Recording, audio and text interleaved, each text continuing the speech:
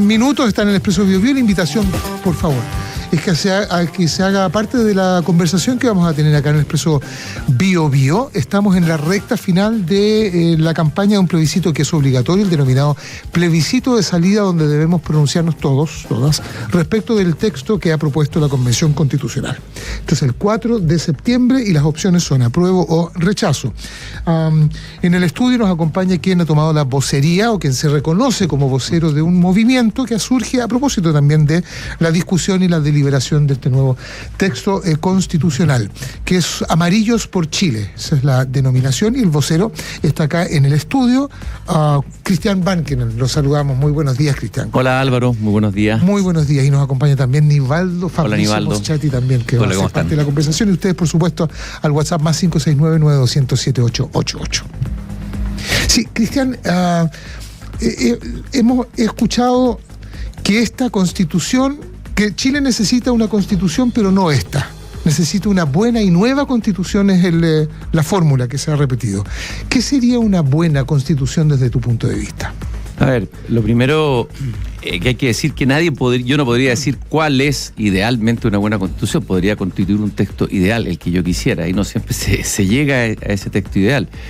Pero por lo menos creo que una buena constitución sería aquella que convocara no digo un consenso unánime, pero sí una unidad lo más sólida posible detrás de ese texto. Porque sabemos que una constitución, finalmente, y eso es importante aclararlo, no es lo mismo que un programa político. Y una constitución, ya tenemos una experiencia de una constitución del 80 que ¿Y si produjo... no es por unanimidad, 2/3 parece poco? No, yo creo que margen de acuerdo. Las mayorías cuando son mayorías en democracia, tienen que tener, creo, la sabiduría y la mirada política amplia y darse cuenta que tu mayoría siempre puede ser transitoria o cambiante. De hecho, eso lo han demostrado los electores en las últimas elecciones. Por lo tanto, cuando tú tienes una mayoría como la tuvo la izquierda, varias izquierdas en realidad, tú tienes ahí una suerte de responsabilidad democrática de pensar: yo puedo hacerlo todo lo que yo quiera, todo lo que yo sueñe, que es legítimo, tengo mi programa político.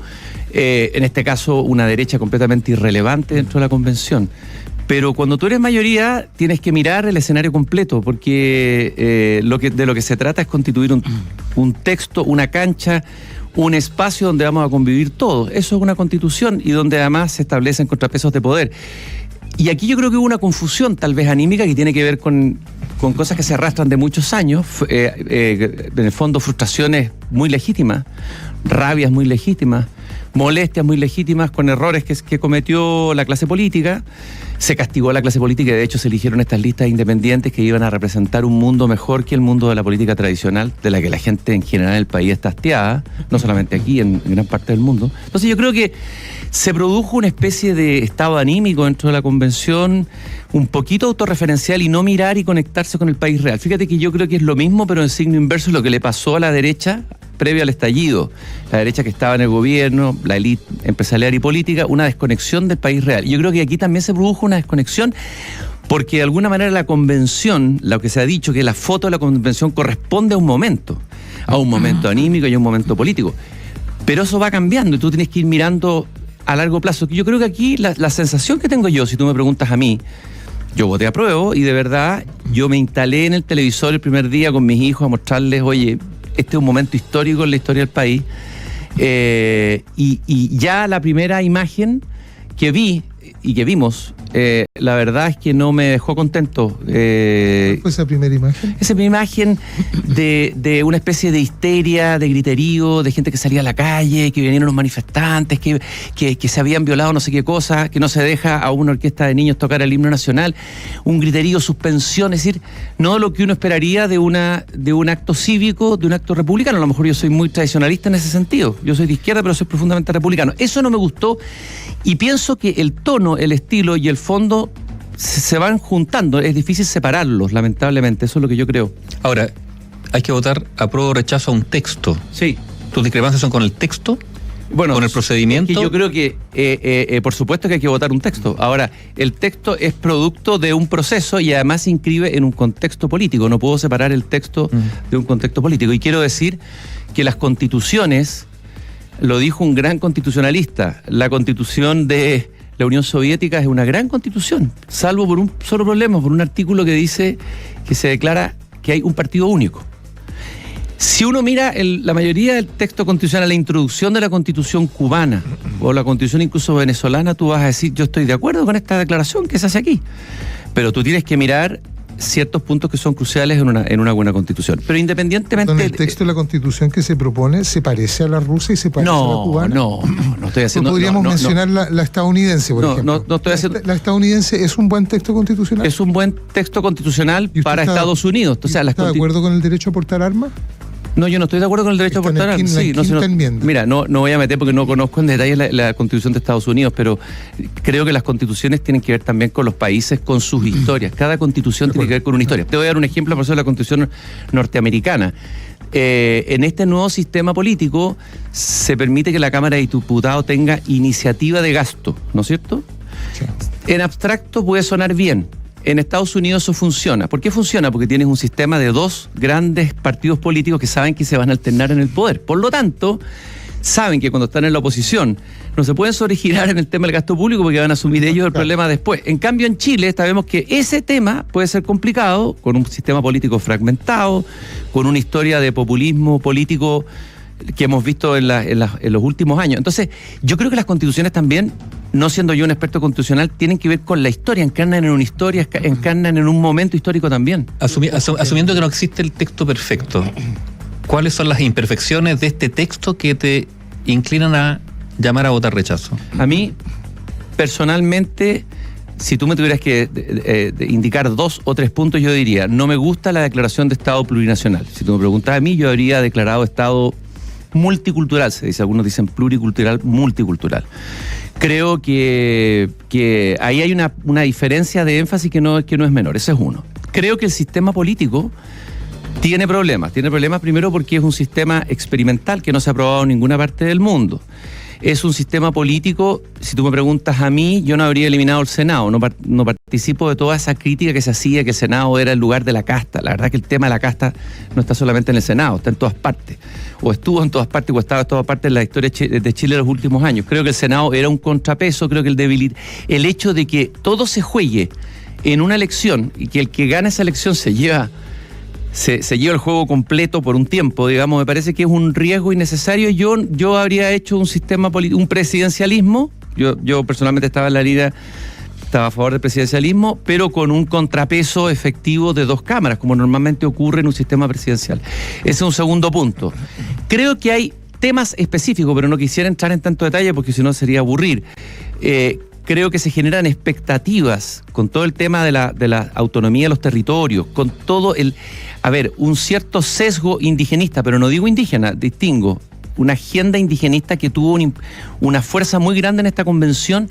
Me parece que abre una caja de Pandora de expectativas extremadamente grande que en el contexto de lo que estamos viviendo en el país, particularmente lo que está pasando en la Araucanía, en la región de los ríos, etcétera, y en otros lugares del país, me parece peligrosa. Ahora, uno puede decir que esto también, yo creo que hay una mayoría hoy que está que reconoce que este texto tiene imperfecciones, como podría tener lo otro, que requiere cambio. Hay algunos que piensan que esos cambios se van a hacer a través de la alternativa de aprobar para reformar, que es una opción extremadamente legítima y que yo respeto, que es la opción de la segunda coalición del gobierno de Boric. Y particularmente el Partido por la Democracia y algunos intelectuales de ese mundo. Y la segunda opción, rechazar por reformar. Si tú juntas, según los últimos sondeos de opinión, a esos dos grupos, ahí ya tienes una mayoría ahí que va a quedar invisibilizada por el hecho que vamos a estar obligados a una opción binaria. Y en ese sentido, y esto es una cosa que he estado pensando en estos días, creo que el presidente Boric, que ha dicho que quienes estamos por el rechazo no tenemos un camino constitucional de salida, él debiera aclarar cuál es el camino después del 5 de septiembre en el caso de que gane apruebo. Creo que ahí nadie ha llevado al presidente Boric, que está asumiendo, me parece, y legítimamente, lo respeto, digamos, la opción de encabezar un poco la campaña de la apruebo, por lo menos visiblemente, tendría que aclararle al país qué va a significar apruebo. ¿Va a significar que él va a estar inmediatamente después del 5 de septiembre para que se reforme después del apruebo, o él está por el apruebo? Yo creo que él va a estar por el apruebo para reformar, porque me imagino que querrá restablecer el estado de excepción, Me imagino con el tema de los derechos de agua hay una serie de temas que van a tener que resolverse, que tienen que ver con la vida práctica, se van a chocar con la realidad del país. Y él mismo, porque Boric es un presidente sensato, creo yo, o que por lo menos ha mostrado un interés genuino, creo yo, por el desarrollo democrático del país, tiene que definir qué va a pasar ahí. Y me parece que eso no está claro. No hay una carta, por ejemplo. Se debería una carta a firmar, así como esa carta que firmaron la derecha, decir, nosotros estamos de acuerdo en reformar, pero reformar estos puntos. ¿Qué puntos reformaría el presidente Boric y su coalición? ¿Va a poder, después del 5 de septiembre, estas dos coaliciones ponerse de acuerdo? Imaginemos que gane el apruebo. ¿Estará la coalición de Apruebo Dignidad? ¿Votará si el presidente Boric presenta una serie de reformas? A la luz de lo que acabamos de ver en el Parlamento, con el tema reciente de la infraestructura crítica, etcétera, nos damos cuenta que tiene un problema de coalición. Entonces, yo creo que hay una incertidumbre. Hoy día creo que es el tema más importante. Creo que hoy día tenemos una incertidumbre de futuro en el caso que triunfe. Un problema de contrapesos, porque ahí no hay una mayoría que valdría la pena hacer el alcance, porque la posibilidad de ganar la presidencia de la República y tener mayoría en ambas cámaras es una situación que ha ocurrido incluso en un sistema súper presidencialista como este. Y perfectamente bien puede ocurrir en el sistema político que presenta el texto constitucional. O sea, ha habido una cámara, además legislativa, más bien constitucional, que es la Convención Constituyente, de una cámara que ha generado al interior de sí misma los contrapesos para dar con un texto que se aprobó finalmente por 2/3 en comisiones y luego en el Pleno. Entonces, eso es para aclarar solamente algunos aspectos, para distinguir lo que es fragmentación de un sistema de contrapesos en virtud del ejercicio de la actividad política. ¿Qué aspecto de la Constitución le gusta o del texto que se propone le gusta? Bueno, me gusta evidentemente la Declaración de Estado Social de Derecho. Creo que hay yo creo que aquí hay un giro que era el que todos esperábamos, ¿no es cierto?, desde un Estado de la Constitución, digamos, yo no quiero hablar de la Constitución del 80, quiero hablar de la Constitución. Cambio de principio subsidiario. Pero que es un tipo de subsidiariedad, porque la verdad es que hay varios conceptos de subsidiariedad. Yo creo que aquí se optó en la Constitución del 80 por una subsidiariedad bastante extrema. Habían otras posibilidades de subsidiariedad. O sea, no creo que toda la subsidiariedad per se sea mala. Pero dicho esto, el giro de esta subsidiariedad extrema a un Estado social de derecho me parece correcta. Y creo que en eso estamos todos de acuerdo. Entonces, por eso te digo... Está dentro de los 10 puntos, además, ¿no? Si se hubiera presentado una constitución con un Estado social de derecho, que eso genera un acuerdo, creo que transversal, que incluso hasta la derecha, una parte de la derecha, no estoy seguro si toda, estaría de acuerdo en aprobar eso. Si hubiéramos declarado Chile un Estado multicultural y no plurinacional, porque ahí hay un tema de visiones distintas, incluso de la historia de Chile. O sea, hay visiones que se contraponen y hay una parte importante del país que no le gusta que Chile sea un Estado plurinacional. Ya habría sido un avance importantísimo desde el anterior. O sea, si seguimos sumando, se hubiera buscado hacer un sistema político, creo yo, mejor que el que se plantea en esta Constitución. Creo que hoy día el escenario sería distinto. Yo estaría hablando aquí a favor, evidentemente, del apruebo. Pero vuelvo a insistir en un punto, que es un punto que creo que no se ha dicho. Me parece, porque se ha dicho, el escenario del rechazo es incierto. Yo creo que el escenario del apruebo, los dos son inciertos, la verdad. Somos honestos, tiene incertidumbre. Pero hasta ahora me parece a mí que el escenario del apruebo es extremadamente incierto, puesto que hay 2 apruebos y no un apruebo. Eso tiene que aclararlo, creo yo, y haría bien el presidente de la República si saliera a aclararnos a un mundo importante. Hay gente que incluso está en la indecisión hoy día. ¿Cuál camino va a tomar él? ¿Qué es lo que reformaría él o presentaría como reformas a este texto una vez aprobado? Y creo que con eso despejaría el camino de la incertidumbre que genera el apruebo. Sí. Se nos fue el tiempo. Pucha. Bueno, pero no se repetirá. Hay una cantidad de comentarios, de preguntas que han hecho los auditores. La vamos a anotar para otra vuelta. Sí. Tenemos hasta el 3 de septiembre, 2 de septiembre. Cristian Banqui, queremos dar las gracias por haber estado en el Expreso Bio Bio, de voceros de Amarillos por Chile también, a los auditores también las excusas por no poder incluir todas las preguntas y comentarios que han hecho en esta pasada, pero esperamos que haya otra oportunidad. Gracias, Cristian. Gracias a ustedes. Gracias, Nivaldo. Un abrazo a todos. Saludos. Yeah.